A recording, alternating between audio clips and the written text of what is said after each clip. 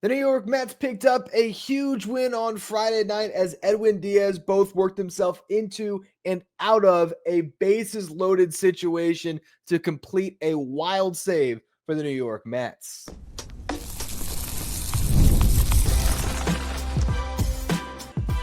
You are Locked On Mets, your daily New York Mets podcast, part of the Locked On Podcast Network, your team every day.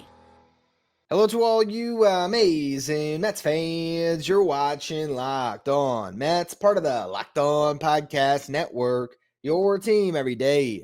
I'm your host, Ryan Finkelstein. I've been covering the New York Mets on this show since the 2019 season. It's the only podcast that covers the Mets 7 days a week throughout the regular season. If you want to find some of my written work, you can do so over at justbaseball.com, where I work as the editor-in-chief. Now, typically when we do a game recap, we'll start at the beginning, but the only way to break down the game on Friday night for the New York Mets is to talk about the ending. An ending that had a fan base collectively clutching their heart as it was palpitating out of their chest, waiting to see if the Mets were about to blow another game.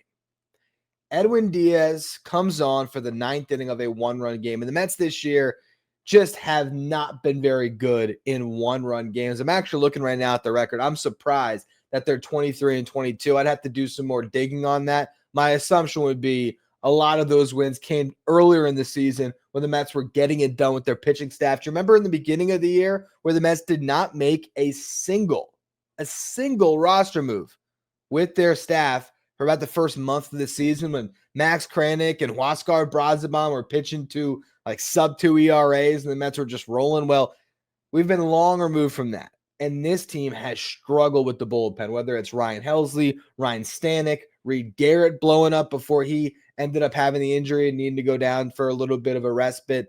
This team just can't get out of their way. Even a guy who's been so consistent and the numbers have still been good with Tylor Rogers, he has given up some runs in some spots that have not helped the Mets out. Gregory Soto has been great, and then lately there's been a couple bad appearances. So what you hope for is the bullpen to start to figure it out, and this was a game the Mets had to have, and their closer was on the mound after the rest of the bullpen did its job. Ryne Stanek bailing out David Peterson in the sixth inning. You had Brooks Raley lights out in the seventh, couple of strikeouts, perfect inning. You had Tylor Rogers work around a leadoff single, put up his zero in the eighth. All of that basically all of that came with the score at 5-4 after David Peterson exited. And so now it's up to Edwin to get the final three outs. And he loads the bases, gives up a leadoff single, walks two. Can't find the zone, and he's not even missing close, nowhere near the strike zone. But Edwin Diaz is one of the best closers in baseball. And there is an innate trait for, I think, probably all closers, but sometimes it feels like the Mets closers who have been staples for a little bit. Go back to, I guess the most recent one before Edwin was Jeurys Familia. The one that came to my mind watching this save was Armando Benitez. Sure, John Franco. You can go back in the Rolodex. Francisco Rodriguez. There's always those saves where your closer comes in and makes a mess for themselves and then has to clean it up. But if you have good enough stuff, you can clean it up. And Edwin Diaz with a broken cleat strikes out the fourth batter that he faces, Noelvi Marte. And then in the middle of the at-bat against Elly De La Cruz, when I think he was already ahead at that point, he noticed that his cleats are broken. One of his feet, one of the tip of one of his spikes is broken. And so he was slipping the whole time, he said, and they get him a new pair of shoes. He strikes out Elly De La Cruz, and then he gets a ground ball. Well, actually, gets a couple of ground balls hit to the right side. The first one rocketed over the first base bag and just foul. Would have been a walk-off double for Gavin Lux. The next one, past a diving Pete Alonso, and thank God it was, because if Pete Alonso had actually stopped that ball, the chances of him getting to his knees and making the throw to Edwin Diaz at first base accurately and actually getting the runner, pretty slim to none, because Gavin Lux flies down the line, but Edwin Diaz, to his credit, busted it to first base. And luckily, Luis Angel Acuna got the start against a lefty, and was playing second base at the end of that game, and he was able to range over, make the play, deliver the perfect throw to Diaz, and the Mets get out of a bases-loaded jam to win that game and to move to 6 games up on the Reds. And now you have the 2 young guns coming into this series for the next 2 days with Jonah, Tong, and Brandon Sproat, who will be looking to either win or sweep this series. You cannot overstate how massive of a victory that was for the New York Mets in the context of how much this bullpen has been struggling. To have gotten Stanek in that game with runners on, and he strikes out 2 and gets out of it. He did walk a batter. And it was very dicey. I believe it was a bases-loaded spot that Stanek wiggled his way out of, with, of course, David Peterson being the one that had allowed the traffic outside of that walk that Stanek issued. But he comes in to that spot in the 6th inning, and I've been hard on Ryne Stanek, so you got to give him a lot of credit because he stepped up in a huge, huge way in a big, big spot. To get Stanek through that inning, to then have Rayleigh and Rogers do their thing, and those guys should be the ones setting up Edwin Diaz at this point. To have had all of that happen, and it was a bases-loaded spot that Stanek got out of. To have all of that happen for Edwin Diaz just to blow that game, it would have been a disaster. But he got the job done, and that's one of those wins that it almost feels like 2 wins, because not only did you win the game, but you didn't have an ugly loss, and it would have been an ugly loss because the Mets, they jumped out to a 5-1 lead in this game. You had Francisco Lindor lead off walk, Juan Soto base hit, puts runners at the corners for Pete Alonso, who struck out, but Mark Vientos got a seeing eye single for an RBI. Juan Soto that then stole third base, his 28th of the season. Brandon Nimmo hit a very long sac fly, could have been a 3-run homer, but TJ Friedel brought it back. Soto scores, Vientos advances to second, and then scores on a base hit by Starling Marte, and David Peterson has a 3-0 lead before he even steps foot on the mound. Now, Peterson looked great early. Was keeping the ball on the ground, 17 pitches to get through the first 2 innings, all 6 outs coming on the ground, gave up just 1 single. Top of the 3rd, Mark Vientos leads off the inning with a moonshot of a home run, 16th of the season for Vientos, an absolute bomb to deep right center field, and the Mets are cruising 4-0. Peterson gave that run back, though, in the bottom half, gave up a single, a double, and a sacrifice fly, but was able to get out of further damage. 5th inning, the Mets tack on another run. You had back-to-back doubles by Lindor and Soto to plate the Mets' 5th run. They're up 5-1, and then that's when David Peterson fell apart. Gave up 2 singles, a double, and a sac fly to 4 consecutive batters that plated 3 runs in the 4th.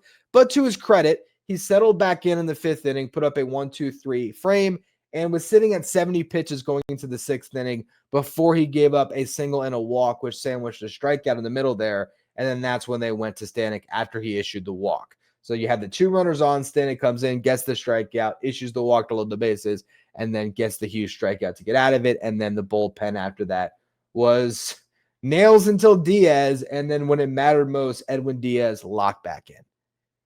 That is a huge win for this Mets team because it sets you up for the rest of this weekend.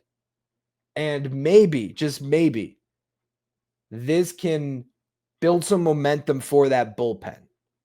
Because for one, if Ryne Stanek pitches the way he did in this game, maybe there's something to playoff Stanek. Maybe I was wrong. All those episodes where I called for the Mets to DFA him. I'll own it if I am, and I hope I'm wrong.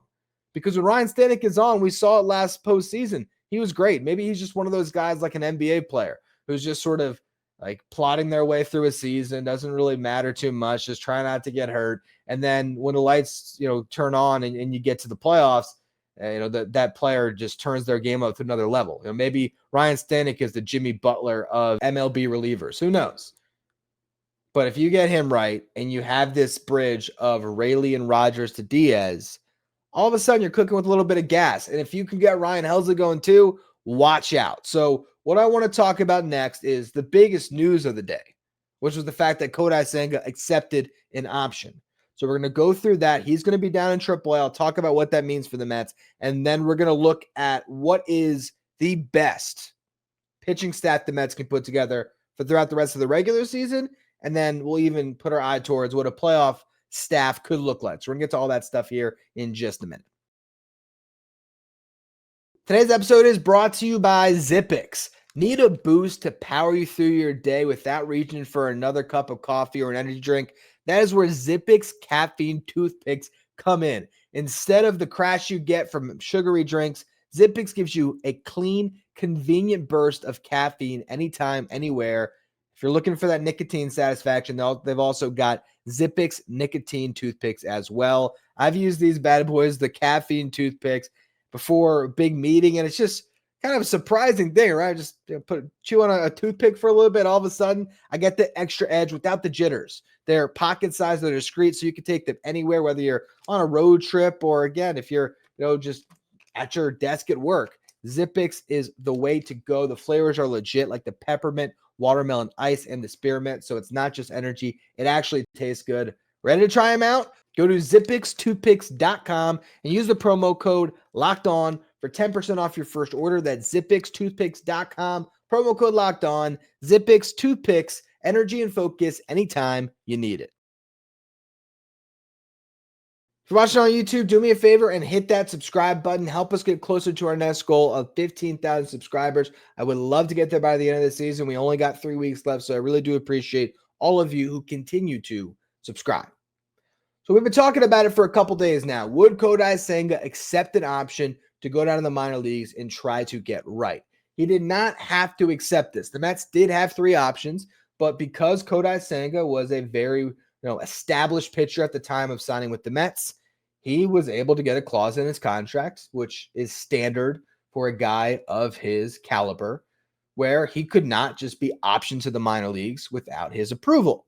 So the Mets went to Senga earlier this week. They started a dialogue about the idea of potentially going to the minors. They talked about it. They had a lot of back and forth. They set a course of action, a plan of what they wanted to do, and they finally made that decision on Friday. Kodai Senga's agent, Joel Wolf, talked to Andy Martino directly, and he said, Kodai has a great relationship with David Stearns, Carlos Mendoza, all the Mets brass. This was something he was on board with from the beginning. And so this allows Senga to now be removed from the pressures of a playoff race, having all the eyes on you, getting booed if things don't go well. And now he gets to peel all the way back. And he's not even going to pitch in a game until next weekend. Try to get those mechanics right. He'll make a couple minor league starts and see if he can get himself in line to rejoin the rotation in the final week of the season and potentially be one of the guys that gets the ball in October. David Stearns talked about how much Senga wants to be part of a playoff push, how much he really does want to contribute to this team. And I'm sure the weight of not being able to contribute last year for a team that had such a deep run in the playoffs, I know that weighs on him. And now he's healthy, but he can't get right. So I think this was absolutely the right call. And again, Carlos Mendoza said the plan is he will not pitch in a game until next weekend. And they could have had him make a start in Syracuse this weekend. He hasn't pitched in, I think it was it Sunday that he went? So now you're talking about 5 days rest. He could have gone on Saturday in Syracuse. But what they want to do is have him throw bullpens, just focus on his mechanics, get the ball coming out of his hands right where he feels like he has that power back, that ability to locate and to have his best bite to his pitches, his power behind his pitches as he's described it. And if he does, and then he dominates AAA competition for a couple of starts, the Mets could bring him right back up, and he very well could still be part of this playoff rotation. But there's also a chance that he gets knocked around in those AAA starts, and then he might not come back up this year. Now that he has been optioned, the Mets don't have to get his approval to keep him down there. So if he doesn't pitch well, they could say, I'm sorry, Kodai, we're shutting you down, or keep on working on the side, and maybe we'll add you in one of these playoff rounds. So hopefully this just works out great. And I think the best comparison I can give, while it's 2 guys who play different positions, it's very similar to when Francisco Alvarez was optioned earlier this year. A guy that the Mets know at his best, he is the best they can have at that spot. Alvarez is always going to be on this current roster their best possible option behind the dish. That's why he's the starting catcher again now that he's back up, even with a broken pinky and a torn ligament in his thumb, because he's their best option. As much as Noel McLean has been outstanding. And I might still say that McLain would still be the ace regardless. You can't tell me that if Kodai Senga is right, he's not better than Sean Manaea. I mean, if Manaea is right, I guess it's a conversation, but we watched this year, whatever it was, 14 starts of Kodai Senga pitching to a sub 1.5 ERA. So that's still in there. That wasn't we're not looking back to 2023 and saying, oh, can he get back to the guy he was 2-3 years ago? No, we're talking about a guy who a couple months ago was as dominant as any pitcher in Major League Baseball. And trust me, no matter what Jonah, Tong, and Brandon Sproat do over the next 3 weekends, if Senga looks like 90% of himself, they would rather hand Kodai Senga the ball in a playoff game than these kids outside of McLain, because McLain has advanced himself to a different tier than Brandon Sproat and Jonah Tong right now. We're going to see them both pitch this weekend, though. Who knows? Maybe those guys can be just as good. It's going to be hard to be just as good, but they can pitch themselves into the conversation of being in the playoff rotation. We're still going to see, and we're going to talk about that more in the next segment. But for Senga here, go down there, figure it out, make 2 good starts, and then you can come right back up in that final week of the season, whether he pitches in the series in Chicago or the one in Miami to close out the year. He can get a start, and I don't know if he would necessarily be able to make such a convincing case that he is right, that he would get the ball in game 1 or game 2 or even game 3 in a wild card round that might hold him till the DS. But I have to think that if Senga can show himself to be the guy that was dominating early in the season, or even just something in between the 1.5 ERA and the whatever it's been 6, the 6 ERA or the 5.5 ERA, if he can be somewhere in the middle, you might still take it. I mean, we watched David Peterson today. He looked good early, but how much more confidence did he inspire in you that he's going to be good to go in the playoffs? I still think right now, if you're ranking the guys who are going to make playoff starts, the 2 clear favorites, it's McLain and Peterson. But Peterson, all of a sudden, maybe it's just the workload of now 2 years of being in the rotation, or I guess not 2 full years, but since May or at the end of May of last year, being in the rotation, making starts. Maybe the innings are starting to add up on him. I don't know. But there's still that question and that concern of, okay, who's going to be in your playoff rotation? And I think this was a great decision to try to get Kodai Senga right. And it could be just like Francisco Alvarez, where Alvarez went down. He worked on some things. He changed up a couple things. And then he started raking and got that confidence back. And it came up to the show. And he has been really good in his at-bats ever since. He's also been better defensively. Same thing can happen for Kodai Senga. He can go out and he could strike out 10 AAA hitters and all of a sudden find it and come back up and look great. And he might end up being the guy that you hoped he would be in the playoffs still. You can't count out a guy that has as much talent as Kodai Senga, but you also have to respect him for taking this option and going down. Now, when it comes to what the Mets rotation is going to look like for the next 2 weeks, they got a 6-man rotation in place. Now, that's going to be what they use for the rest of this road trip. You're going to have Jonah Tong, Brandon Sproat this weekend. Nolan McLain's going to start on Monday against the Phillies, then Sean Manaea on Tuesday. Clay Holmes likely to go on Wednesday, which will set up David Peterson to again pitch on 5 days rest in the final game of that series against the Phillies. Then you'll have some combination of Jonah Tong, Nolan McLain, and Brandon Sproat against the Rangers. And I only say some combination because I think there's a chance that they either pitch McLain on 4 days rest and have him go in front of both Tong and Sproat so that they can get him into the next series against the Padres, or I could see them having him pitch on Saturday, which would still get him in that series, just pitching the final game. But that's where the Mets are at right now. They're going to roll with this 6-man rotation to get through the road trip, and likely you'll see the 3 kids make a start against the Rangers in that following weekend, and then you go from there. And it is series by series, week by week, just trying to figure out what happens next. The Mets still have Tylor Megill working his way back. They have, on the relief side, Reed Garrett working his way back.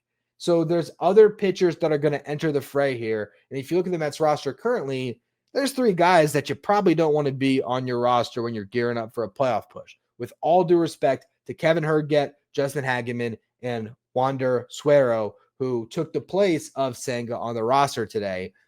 Going to be short-lived for Suero or maybe for Herget or Hageman, as when Brandon Sproat needs to be activated on Sunday, one of those guys will go down. But still, you'll have two other roster spots, whether it stays Herget or Hageman, or if an Austin Warren comes up to replace one of those guys just because of cycling out to get those fresh arms up. Then you're going to get to a point where Tylor Megill will be ready to return. He's going to make a start on Sunday. You'll see what you want to do. If you want to put him in the rotation, stick him in the bullpen as a long man, or if they wanted to, they could keep him in Syracuse and option him, but I don't know if they would necessarily do that. I imagine he'll be a player for the Mets probably next week, maybe when the homestand starts, and potentially the same thing with Reed Garrett. First inning that he had in his rehab appearance, he picked up 2 strikeouts and a scoreless inning. He started the game for Binghamton on Thursday. I imagine he goes on probably Sunday on 2 days rest. Then he can maybe go on Tuesday after that appearance on Sunday on 1 day's rest. And at that point, he's probably knocking on the door. You could do it back-to-back if you wanted to get him that in the minor leagues, or if the arm looks good and he's feeling good and he's bouncing back from these appearances, then Reed Garrett could very well return in short order as well. So the question now is, down the stretch, what are the roles for the top 14 pitchers on the Mets? Who are those pitchers? And which of these guys has the best chance to make a playoff roster? We're going to go through all of that in just a minute. Today's episode is brought to you by 5 Hour Energy. Time to fuel up and turn it up with 5 Hour Energy Transfusion. This grape ginger and lime flavored shot brings the iconic taste of a golf course favorite to a non-alcoholic boost. Perfect for sinking birdies or making great memories with friends. It's a hole-in-one for your energy game. Whether you're out on the course or just need a little extra push to get you through your day, 5 Hour Energy Transfusion delivers the clubhouse flavor you love without ever leaving the green. Golf is all about good times with good people and good flavors. The grape ginger lime flavor of 5 Hour Energy Transfusion gives you the best parts of your clubhouse go-to without ever leaving the course or chasing down that beverage cart. Now you can amp up the fun even more. Just buy, snap, and enter for a chance to win a dream golf trip for 2 to any golf tournament in the USA. Tee up that trip. Visit 5hewin.com for full rules and entry. That's the number 5hewin.com. No purchase necessary. Excludes the Masters tournament. Ends October 31st, 2025. If you're an everydayer that always tunes into the show, make sure you become a Locked On Mets insider. This is our texting service. We get updates from me anytime news breaks from the Mets. You can ask me questions anytime. Take part in our Locked On Mets signed photo giveaways and live graphics sent to your phone each day so he knows in the starting lineup without ever going on social media. If you want to be a Locked On Mets insider, find a link in the episode description. Go to subtext.com/LockedOnMets. So let's just say the Mets return home from their road trip and they have Reed Garrett and Tylor Megill both ready to return off the IL. What does that mean for this pitching staff? Where would they go with their rotation, their bullpen? Who's in what role? Well, when it comes to your starting pitchers, you'd suddenly have 7. Nolan McLean, Jonah Tong, Brandon Sproat, David Peterson, Sean Manaea, Clay Holmes, and Tylor Megill. The relievers, you'd have Edwin Diaz, Brooks Raley, Tyler Rogers, Gregory Soto, Ryne Stanek, Ryan Helsley, and you'd have Reed Garrett. So you'd have 7 of each. But you're not going to roll with a 7-man rotation. So my assumption is McLean, lock him in. He's in this rotation for the rest of the season and into the playoffs. David Peterson, lock him in. He's in this rotation for the rest of the season and into the playoffs. Jonah Tong and Brandon Sproat, I think they will get 2 more starts. I think they're going to start this weekend. Obviously, they're listed.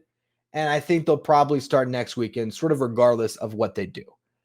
I don't think that Tylor Megill is going to get thrust back into this rotation. In fact, I don't even know if he does go back in this rotation. I think there's a chance, but it just depends on how the kids keep pitching and what we see in Philly. Does David Peterson continue to struggle? Does Sean Manaea continue to struggle? Can Clay Holmes maintain the workload? Depending on the answer to those questions, we'd see about Megill. There's every chance that Tylor Megill just becomes a souped-up version of Justin Hageman. Or maybe they really like the way Megill is throwing the baseball and they do give him a start. But I lean more towards the latter. I don't know what it is. would be very surprised if Tylor Megill ends up making a playoff start. If he can join this roster and assert himself enough that they decide, yeah, we're going to go with Megill over their other options.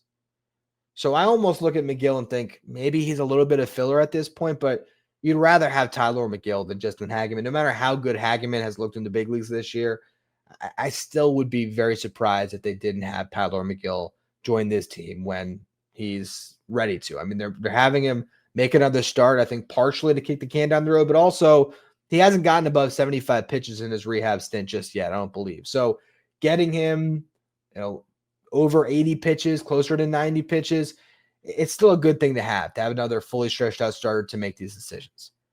When it comes to the bullpen, obviously Edwin Diaz is your closer. I think right now it's pretty clear that if you had a 7-8-9, it's the way the Mets did it in this game, which was Brooks Raley to Tyler Rogers to Edwin Diaz. Gregory Soto, it gives you your other left-handed reliever who you can drop into games earlier, like the 6th inning. We saw Ryne Stanek do that in this one. They're going to need Stanek and Helsley to step up. If not, it's going to be starting pitchers replacing them in the bullpen, or they're going to call up Dylan Ross, who struck out 3 and another scoreless inning of work in AAA. His ERA right now is, I believe, at a flat 2. So I'd still love to see Dylan Ross get the call. They have to protect him from the Rule 5 draft anyway. So in my opinion, you're going to have to add him to the 40 in December. Might as well add him in September and see what you have. But also, I think when you actually start to process what a playoff staff looks like, it'd be pretty shocking if Dylan Ross could make enough of an impression in 3 weeks that he would grab one of the spots. So let's look at what the playoff rotation could be. I think if the Mets had it the way they wanted it, over these next couple weeks, David Peterson and Sean and I would lock back in. Kodai Senga would figure it out on his little sabbatical in Syracuse. And their playoff rotation would be Nolan McLean, Kodai Senga, Sean Manaea, David Peterson, potentially in that order if you're just looking at the ceiling of each of those arms. Now, the chance of all three of Peterson, Manaea, and Senga figuring it out, to me, it's a little bit slim. So you also have the kids, and maybe Jonah, Tong, or Brandon Sproat can assert themselves enough that they can grab a playoff start, or maybe it's Tylor Megill. I also think we're going to see a lot of tandem pitching. Once you get through this next week, you can see some real tandem pitching, and that could start as soon as the homestand. I think it's more likely that it starts after the Rangers series, the first series of the homestand, where the Mets are going to play the Rangers, the Padres, and the Nationals. I think once you get to that Padres series, there's every chance the Mets might decide, you know what, we're going to roll with Sean Manaea and Clay Holmes as a tandem, because the two of them pitch as a tandem right before the All-Star break and look great doing it. So we could see that again. We could see maybe it's Tylor Megill gets the start and Brandon Sproat comes out of the bullpen. Maybe you flip that. Who knows? I think we could certainly see some tandem pitching, especially to ease the bullpen through the final couple of weeks. And what I mean by that is, let's just say you had a game like the one we just watched on Friday night where you had to exhaust all options.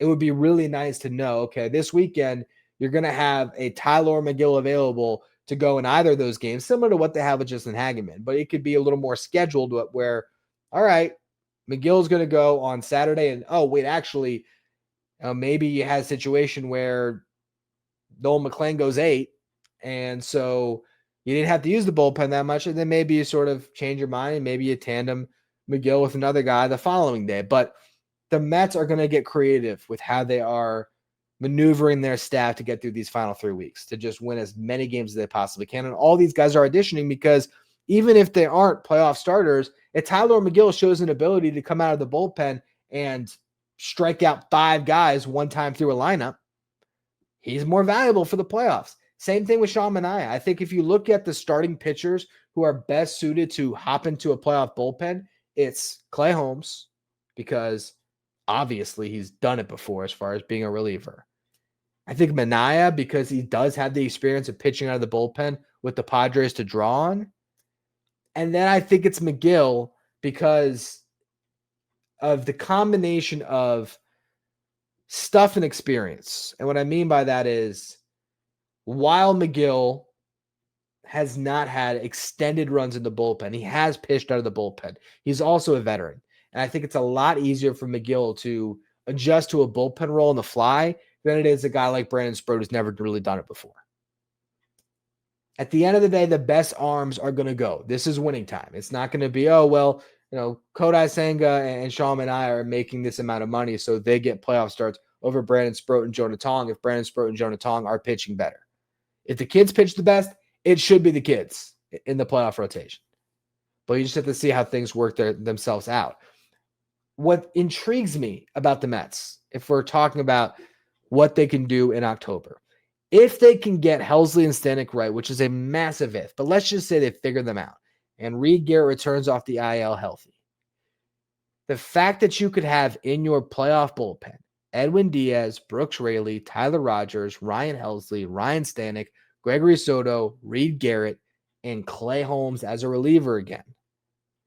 8 arms who you would feel pretty good about pitching and leverage when they are all right. That to me is really the secret sauce that could help the Mets go on a deep playoff run. If they can get the bullpen locked in, and then it's just a matter of figuring out how you manage the other guys, figuring out who's the best guy of your starting pitchers to have that role where the first guy who got up for the game and your starting pitcher is looking bad through 2 and you got to go to somebody else who can parachute into a game and eat up the middle innings. Could be Manaea. It really could. Could be Megill. So figuring out those spots and then narrowing down this group to 13 is going to be difficult. It'll be a lot easier if Kodai Senga just doesn't figure it out because that's just one less arm to worry about. And maybe all the kids end up making the playoff roster. But the Mets right now have a plan in place through this road trip. And I think that's it. And we'll learn what the next plan is once the road trip's coming to an end and they start listing starters the following weekend against the Rangers. And it's all going to be fluid from here on out. But it's an open competition right now. And you know what? This is what we see from the Dodgers every single year. Because they have so many arms and guys that are coming off the injured list late and trying to figure it out. And then they got to pick their 13. So when you get to a point where you have a lot of depth, you'll have tough conversations at the end of the season on building out a playoff roster. But the Mets do have a lot of good options here. It's just a matter of getting these guys right with limited time to do so. That's going to be all, though, for today's edition of Locked On Mets. We're going to watch Jonah Tong pitch today, which means an exciting show tomorrow. Make sure you tune in. If you are listening on the audio side, follow, rate, review wherever you get your podcast. If you are watching on YouTube, hit that subscribe button. If you want to be one of our Locked On Mets insiders, do me a favor. Go to subtext.com/LockedOnMets to be part of our texting service. Thank you for making Locked On Mets your first listener, your first watch every day. Now for your second watch, check out Locked On Sports Today. First ever 24/7 streaming channel on YouTube that covers everything in the world of sports with our local experts from each team, league-wide experts from each league. You find Locked On Sports Today streaming 24/7 again on YouTube.